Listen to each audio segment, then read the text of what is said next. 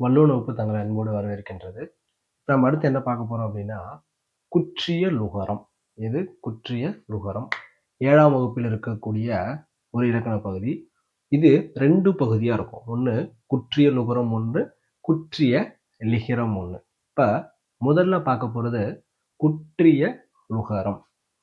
இந்த குற்றிய லுகரம்னா என்ன அப்படின்னா, குறுகி ஒலிக்கக்கூடிய உகரம் அல்லது இகரம் அப்படின்னு பொருள். அதாவது ஒரு சொல் எந்தெந்த இடத்துல குறுகி ஒலிக்கும் அல்லது எந்த இடத்துல முழுமையா ஒலிக்கும் அப்படின்றத சொல்றக்கூடியது தான் இந்த குற்றிய லுகரம், குற்றிய லிகரம். இப்ப இங்க பாருங்க, குசுடு துபுரு. இந்த 1, 2, 3, 4, 5, 6 இந்த 6 எழுத்துக்கள் தான் குசுடு துபுரு அப்படின்னு சொல்லக்கூடிய குற்றிய லுகர எழுத்துக்கள். இது தெரிஞ்சாதான், இது மனப்பாடம் பண்ணிக்கணும். இது தெரிஞ்சாதான் நம்ம உள்ளே பாடத்துக்கே போக முடியும். இந்த குற்றிய லுகரம் அப்படின்னா குறுகி ஒலிக்கக்கூடிய உகரம் அப்படின்னு பொருள். இங்க பாருங்க, குழந்தை, வகுப்பு, பாக்கு. இதுல இந்த எடுத்துக்காட்டை கவனிங்க. இதுல ஏதாவது ஒரு இடத்துல இந்த குசுடு துபுரு அப்படின்னு சொல்லக்கூடிய இந்த குற்றிய லுகர சொற்கள் இடம்பெற்றிருக்கும். இதுல ஏதாவது கூவா இருக்கலாம், சூவா இருக்கலாம், டு, து, பு, ரு. இதுல ஏதாவது ஒரு சொற்கள் இதுல இடம்பெற்றிருக்கும். அப்ப இதுங்க பாருங்க, கூர்க்கா, கு, குழந்தை, கூர்க்கா. இங்க கூ வரிசையில் இருக்கா பாருங்க, கூ இருக்கு. அடுத்த 2 பாருங்க, வகுப்பு. இங்க கூ இருக்கா? வேற ஏதாவது சொற்கள் இருக்கா பாருங்க, இல்ல. பாக்கு, இதுல கூ மட்டும்தான் வந்திருக்கு. அப்ப இந்த 6 சொற்கள்ல கூ மட்டும்தான் இந்த குழந்தை, வகுப்பு, பாக்கு அப்படின்னு சொல்லக்கூடிய இந்த 3 சொற்கள்லயும் ஒன்றா வந்திருக்கு. இதுல நீங்க என்ன பார்க்கணும் அப்படின்னா, வந்திருக்கக்கூடிய இடம். இந்த இடம் ஒரு சொல்லுடைய முன்னாடி வந்திருக்கு, இடையில வந்திருக்கு, கடைசியில வந்திருக்கு. சொற்கள் ஒண்ணு, சொல் ஒண்ணுதான், ஒரே ஒரு எழுத்து கு. ஆனா ஒரே இடத்துல வரல பாருங்க. முன்னாடி வந்திருக்கு, இடையில வந்திருக்கு, கடைசியில வந்திருக்கு. அப்ப ஏன் இத மாதிரி வேறு வேறு இடத்துல வரணும்? அப்படி வந்தா என்ன மாற்றங்கள் நிகழும்? ஒரு இடத்துல இருந்து இன்னொரு இடத்துக்கு மாறுவதாலேயே ஏதாவது மாற்றங்கள் நிகழுமா அப்படின்றதான் பார்க்க போறோம். பாருங்க, குழந்தை இது முதல்ல வந்திருக்கா? ஒரு சொல்லுடைய முதல், இடை, இறுதி. இப்படியே முதல், இடை, இறுதி இப்படி 3 இடத்துல வந்திருக்கு. ஆனா வேறு வேறு இடத்துல ஒரே சொல் வேறு வேறு இடத்துல வந்திருக்கு. முதல்ல வந்தாலும் இடையில வந்தாலும் மாத்திரை அளவு ஒரு பொழுதும் குறையாது.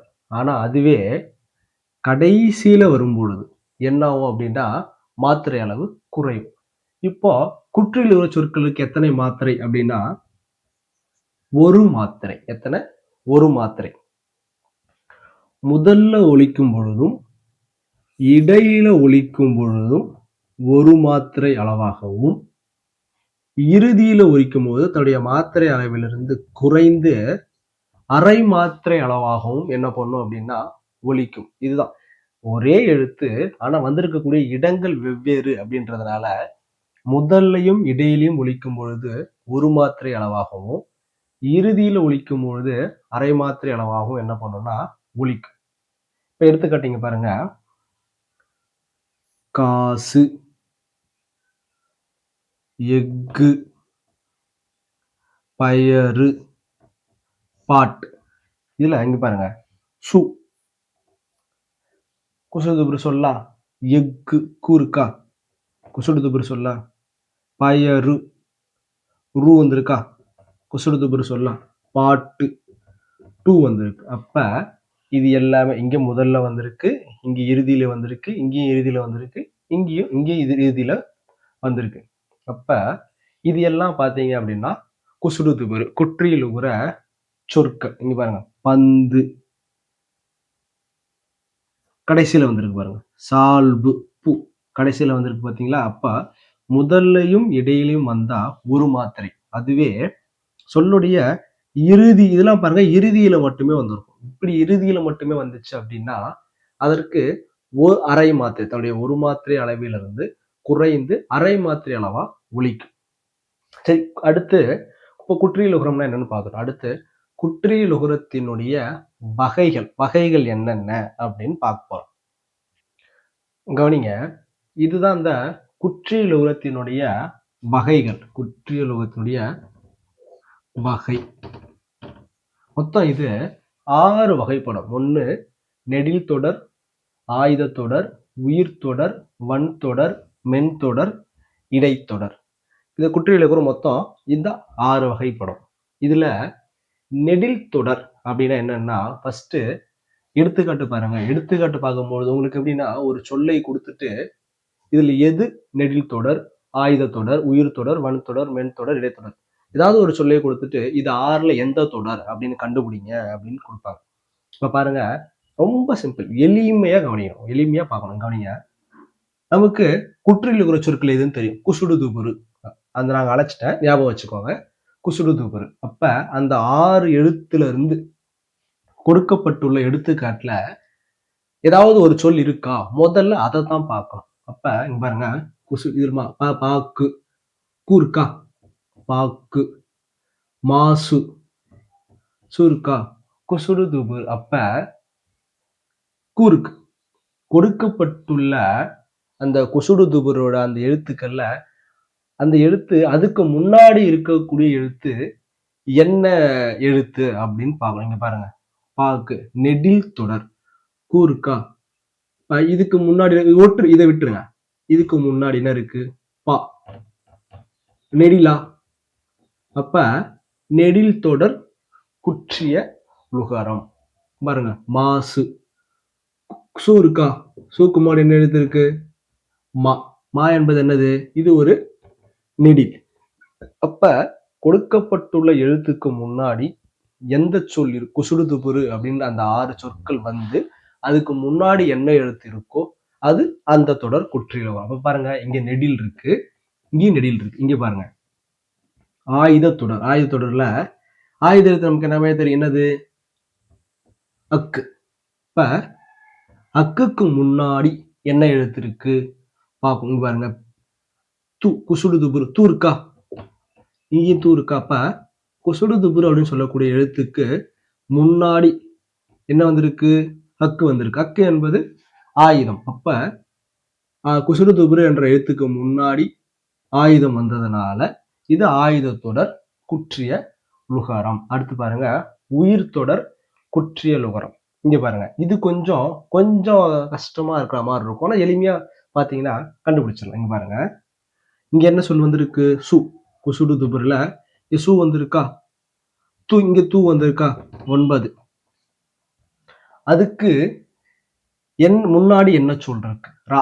இங்க பாருங்க, ரா இருக்கா, பிரிச்சா இரு கூட்டல் ஆதான் ரா.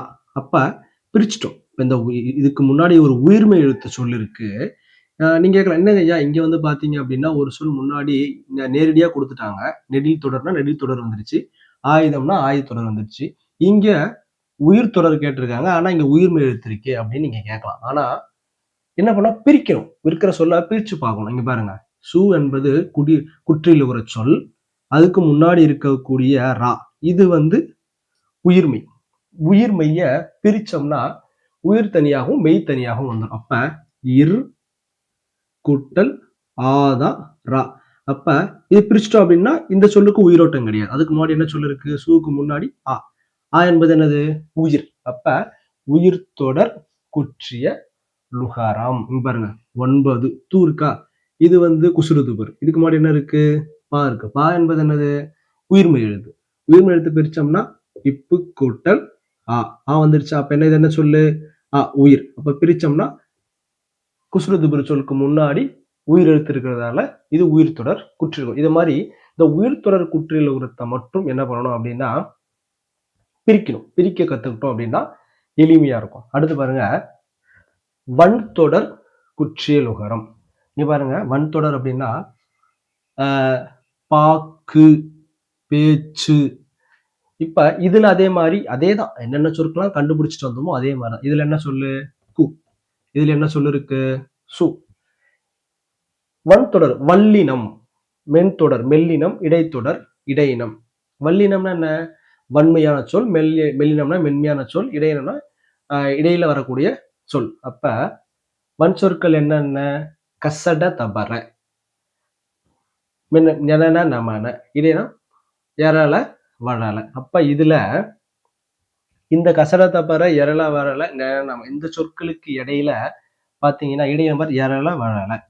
அப்ப சு, இங்க சு இருக்கா, இங்க கு இருக்கா, இந்த சொற்களுக்கு முன்னாடி இங்க என்ன வந்திருக்கு? இக்கு. ஒற்றெழுத்து. என்ன ஒற்றெழுத்து?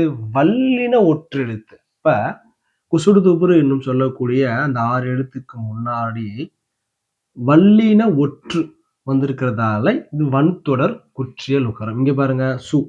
இதுக்கு முன்னாடி என்ன இருக்கு? இச்சு. இச்சு என்பது என்னது? வன்தொடர் குற்றிய லுகரம். இச்சு என்பது வல்லின கசட தபர. சா வருதா அதுல?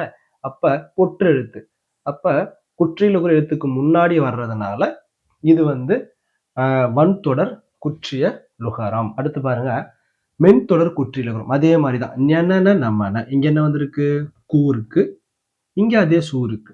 இதுக்கு முன்னாடி என்ன எழுத்து வந்திருக்கு?